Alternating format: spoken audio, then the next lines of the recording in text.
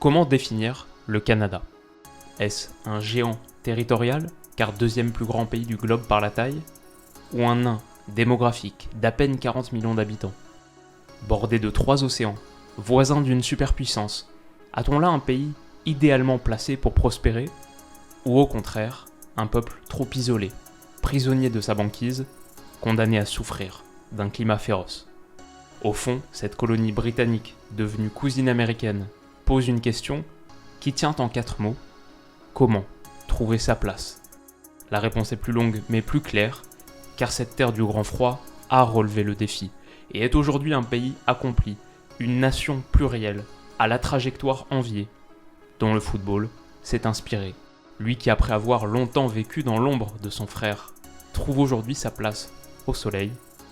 Oui, au Canada la joie, font même la plus dure des neiges.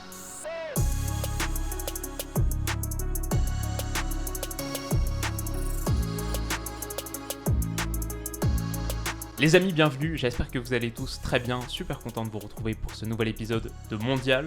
On a parlé il y a quelques semaines du Qatar, c'était l'épisode inaugural, on lançait notre série de présentation des sélections qui participeront à la Coupe du Monde de cette manière avec le Qatar. Aujourd'hui, nouvel épisode dédié au Canada. Comme d'habitude, on démarre avec la première section qui est dédiée à l'ambition. Quelle est l'ambition de la sélection en question ? Pour le Canada, je vais dire simplement que footballistiquement, c'est un pays qui revient de très loin. Le Canada participera seulement à la seconde Coupe du Monde de son histoire au Qatar. La première, c'était il y a quasiment 40 ans, en 1986, et c'était pas glorieux. 3 matchs, 3 défaites, aucun but marqué. Ça, on va dire que c'est pour l'histoire ancienne, mais même plus récemment, le Canada a connu son lot de difficultés. Quelques éléments pêle-mêle. 9 sélectionneurs différents se sont succédés sur le banc du Canada entre 2009 et 2018, sur une courte période. Le Canada a été battu à la Gold Cup 2013 par la Martinique, et en 2016, il végétait à la 117e place du classement FIFA, il n'y a pas si longtemps que ça, 6 années. Alors les féminines, bien sûr, c'est autre chose. Les Canadiennes, ce sont des grandes du foot mondial, championnes olympiques à Tokyo en 2021, ont avec Christine Sinclair la meilleure buteuse de l'histoire du foot de sélection, 190 buts en 315 caps. Mais chez les hommes, oui, l'histoire était très différente, jusqu'à aujourd'hui. Alors, qu'est-ce qui s'est passé ? On va dire qu'entre l'éclosion d'une génération dorée canadienne au tournant de la décennie et entre le management très moderne du sélectionneur anglais de 47 ans, John Herdman, ce qui s'est passé, c'est que le Canada a absolument roulé sur son groupe de qualif et s'est largement imposé comme étant la toute meilleure équipe de CONCACAF, en finissant devant des États-Unis et devant un Mexique, auquel le Canada a pris 4 points chacun.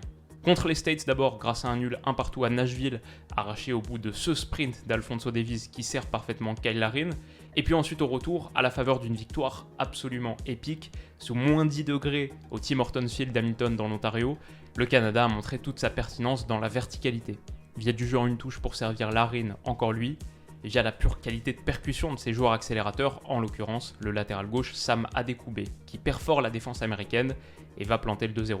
Alors ça fait 4 points contre les États-Unis, 4 points aussi contre le Mexique, que le Canada tient en échec à l'Azteca 1-1, puis fait plier à la maison 2-1, à nouveau grâce à Kyle Larin, cette fois auteur d'un doublé, à nouveau dans un froid glacial dont les Canadiens n'ont que faire. L'unifolié bascule dans la folie, ils seront au Qatar cet hiver. Donc voilà pour l'ambition, on imagine un Canada entre deux pôles, celui du plaisir simple de retrouver ce stade compétitif, la première Coupe du Monde depuis 40 ans, la seconde de ton histoire, et le pôle un petit peu plus ambitieux, le niveau de performance récent nourrit cette ambition, c'est peut-être la meilleure position dans laquelle être, confiant en tes capacités, mais pas le même niveau de responsabilité, lourd, écrasant, que d'autres sélections. En tout cas, le Canada ira au Qatar cet hiver, mais à quoi est-ce que le Canada ressemblera au Qatar cet hiver ? Ça pourrait être quelque chose de ce type. Le sélectionneur John Herdman est assez flexible tactiquement, n'hésite pas à changer de système d'un match à l'autre, parfois même en cours de match, mais celui qu'on a le plus vu récemment, en 2022, sur les derniers matchs de 2022, c'est ce 4-4-2 plat. Alors c'est pas le plus plat du monde, on va dire que les joueurs de côté, Davies et Buchanan, sont très offensifs, apportent beaucoup, et notamment rentrent intérieur pour Davies, mais sur le papier, c'est ce 4-4-2, et je pense que le choix des hommes sera très proche de celui qu'on a fait ici. où on retrouve plusieurs joueurs majeurs. D'abord, bien sûr, Alphonso Davies, avec un positionnement différent de celui qu'il occupe au Bayern, comme c'est souvent le cas de ces joueurs stars qui retrouvent une sélection où il y a moins de joueurs stars. Ça fait un peu penser à là-bas avec l'Autriche, qui était parfois dans cette position, parfois même plus haut, milieu offensif, tous ces attaquants. En tout cas, pour Davies, positionnement différent qu'au Bayern, et des responsabilités plus étendues pour sûr, mais toujours la même qualité de percussion, toujours le même volume de courses offensives et défensives. C'est lui qui tire les pénaltys aussi depuis peu. Et après une longue période d'absence due à des complications cardiaques post-Covid, qui lui a causé vraiment beaucoup de soucis, il est revenu. Attention, ça reste quand même un joueur fragile. J'ai vu qu'il a raté le match de ce week-end contre Bochum par exemple à cause d'un petit souci musculaire. Voilà, attention sur ce point, mais quand fit, il est de loin le meilleur joueur du Canada. Il faudra qu'il soit fit et là cet hiver. C'est un très très gros point évidemment pour cette sélection. En pointe aussi, donc on parle d'Alphonso Davies, mais en pointe aussi, on a un système à 2 où on retrouve la paire Jonathan David et Kyle Larin. Alors, Jonathan David, on connaît son registre, évidemment, on connaît ses grandes qualités, c'est un buteur hyper mobile, très intelligent, qui évolue à peu près de partout, sur la largeur, qui décroche également, qui prend la profondeur. Donc très mobile, hyper intelligent, très bonne compréhension du jeu et de l'espace. Volontaire à la pression aussi, j'en avais fait un segment il y a quelques mois, il était dans le top 10% des attaquants des 5 championnats européens qui pressaient le plus, et il a que 22 ans. Pour Kyle Larin à sa droite, même si souvent les deux permutes ne sont pas forcément fixées à un gauche, à un droite, pour Kyle Larin à ses côtés en tout cas, lui est plus expérimenté, 27 ans, une cinquantaine de sélections, et avec 24 buts, il est le meilleur buteur de l'histoire du Canada. Pas de beaucoup, David en a 21, mais pour l'instant, c'est Kyle Larin. Alors c'est un joueur qui vient d'être transféré à Bruges depuis Beşiktaş, ça c'était il y a quelques semaines. Il est sûrement en train de vivre le pic de sa carrière, c'est un très très bon finisseur. Sûrement un buteur moins complet que David, peut proposer moins de choses, mais les deux forment une paire assez intéressante. Je dirais même qu'on a un quatuor offensif très intéressant, au-delà de David, de Larin et d'Alphonso Davies. On a un quatuor offensif très très sympa, avec le joueur que j'espère voir le monde découvrir cet hiver au Qatar. C'est l'ailier virevoltant de 23 ans, Tajon Buchanan. Alors c'est aussi un joueur du Club Bruges depuis l'hiver dernier, donc 6 mois en gros de plus que Kyle Larin. Un super joueur de percussion capable de faire de belles différences sur son côté, pas un mauvais jeu de tête non plus. Vraiment, avec ces 4 gars-là, l'axe Davies, David, c'est le plus fort, le plus connu, mais Larin, Buchanan, attention aussi. Avec ces 4 gars-là, le Canada a des armes pour faire très mal offensivement et a aussi de la mobilité pour presser.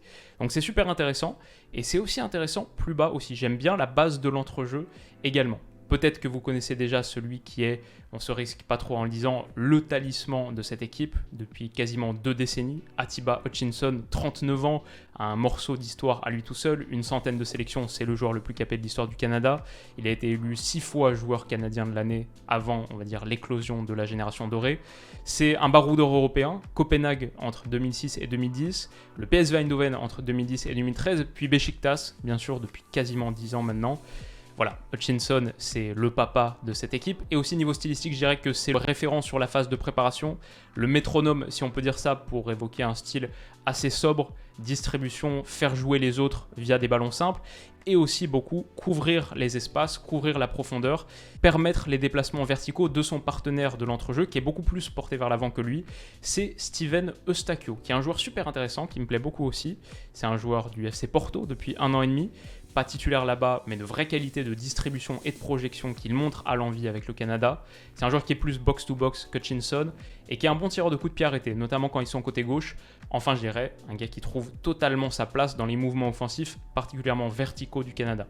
Enfin, sur la ligne de défense, si on part sur une défense à 4, on va dire que les latéraux Sam Adekugbe et Alistair Johnston ont de grandes chances d'être titulaires. Et via leur mouvement offensif, particulièrement l'apport offensif de Sam Adekugbe, que j'aime bien, le Canada réussit aussi à avoir cette projection sur les côtés, notamment quand Davies rentre intérieur, ce qu'il fait régulièrement, et c'est assez intéressant. Maintenant, si on doit parler du meilleur joueur de cette ligne de 4, c'est dur, je pense, de mentionner quelqu'un d'autre que Kamal Miller, un défenseur central gaucher qui joue au CF Montréal comme Alistair Johnston, qui peut jouer défense à 2, défense à 3. Voilà, c'est un central relanceur de 25 ans, vraiment très à l'aise, balle au pied, qui trouve plein de ballons verticaux intéressants pour faire progresser le Canada. Puis bien sûr, défensivement, c'est très costaud aussi, donc on va dire un rempart avec de belles qualités techniques. Je dirais pas forcément la même chose en revanche du gardien Milan Borjan, qu'on connaît.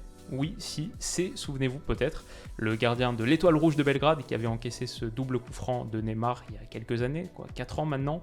Mais Borjan a rapporté tellement de points sur sa ligne qu'il sera sans conteste le gardien titulaire au Qatar cet hiver. Si on doit citer quelques autres gars qui auront sans doute un rôle à jouer, entre autres, parce qu'il y en a plusieurs, déjà je dirais au milieu Jonathan Osorio, qui est pas loin d'un rôle de titulaire, Marc-Anthony Kaye aussi, à voir en fonction du système, peut-être qu'ils le seront. Puis ensuite j'aurais quand même un petit mot pour le vétéran Junior Hoilett, qui est un de ceux avec Atiba Hutchinson et qui a connu la période précédente. Et puis peut-être la future pépite de 3, ce que j'espère, le petit Ike Ugbo. Donc voilà grosso modo pour les hommes, mais juste mentionner quelques joueurs individuellement, c'est une toute petite partie de l'équation. Collectivement, comment est-ce que ce Canada joue?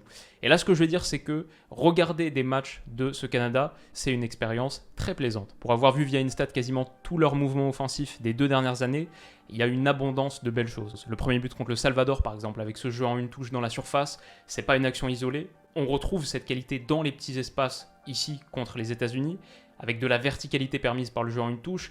Davies et ses mouvements intérieurs pour aller servir dans la profondeur des vides, c'est un axe fort, comme là on le voit avec le second but contre le Suriname. Ouais, c'est une équipe qui finit bien. Je dirais aussi que l'obsession nord-américaine que j'ai constatée, en tout cas je ne sais pas à quel point elle est avérée, mais moi je vois une obsession nord-américaine pour le build-up, la phase de construction.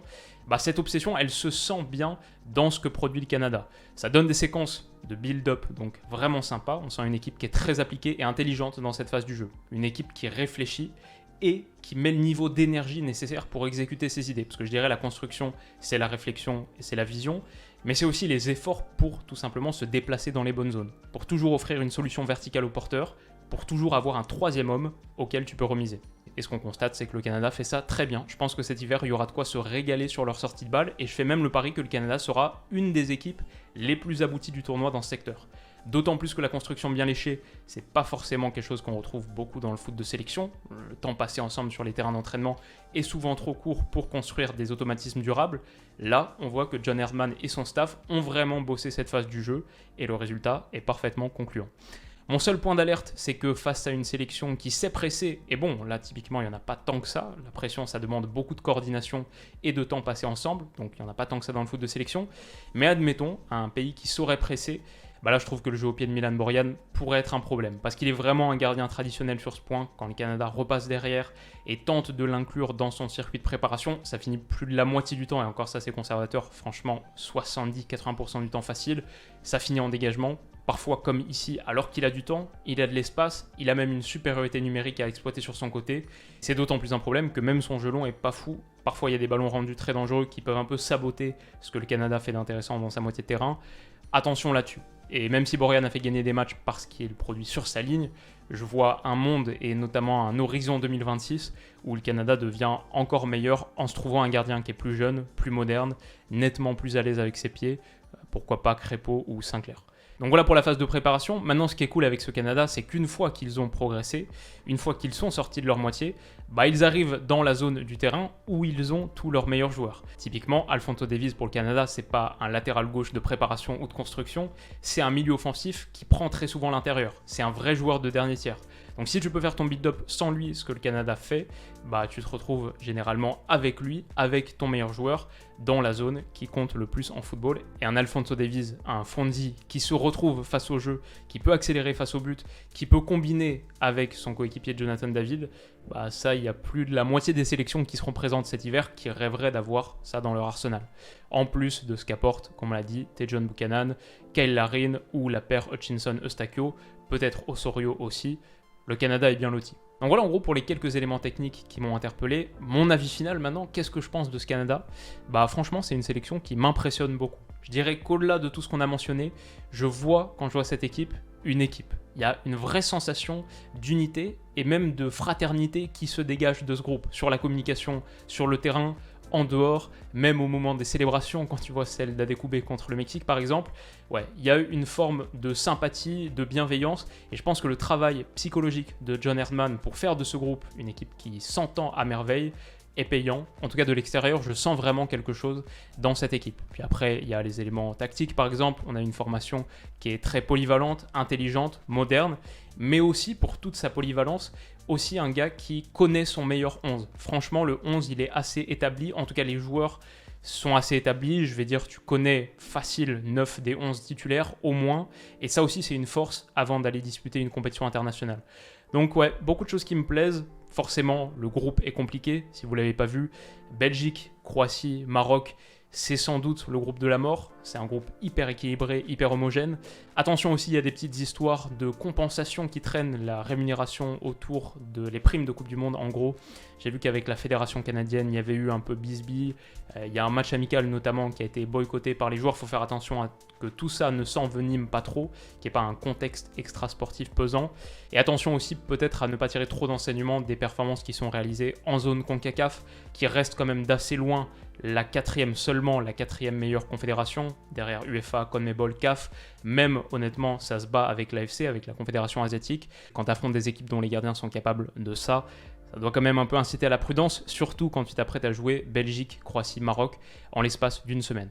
Donc voilà mes petits points de réserve. Maintenant, comme j'ai dit, quand je vois le Canada, je vois un collectif performant, plusieurs individualités de vrai top niveau, surtout la paire David Buchanan qu'on va découvrir, un 11 qui clique bien ensemble, qui a trouvé cette alchimie, un état d'esprit partageur, généreux, une vraie osmose, et puis même niveau tactique, une maturité qui fait que tu es capable de jouer un foot moderne alors que tu joues le foot de sélection.